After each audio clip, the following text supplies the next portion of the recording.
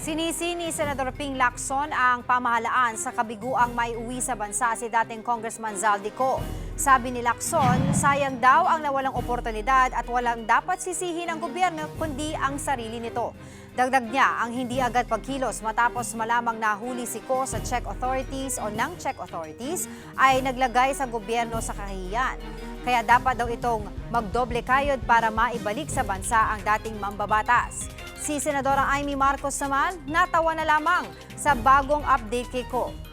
Tingin naman ni Senator Win Gatchalian may criminal mind si Ko kaya naplano na ito ang gagawin kapag nahuli siya sa abroad. Pero naniniwala naman si Gatchalian na temporary setback lamang ito.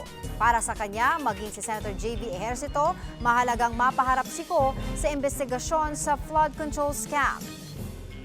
Sobrang nakakahinayang dahil unang-una gusto natin makamit ang hustisya.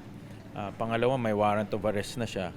At pangatlo, kung co-cooperate siya, baka meron pa siyang information na iba na makakatulong dito sa flood control scandal. Siguro kasi hindi rin yun ang sabi ng DOJ kanina, no, na bad news, no, sad news na nawala na sa custody ng Czech Republic. So of course we would want him to be here so that we can already find out what he knows, kung ano yung participation.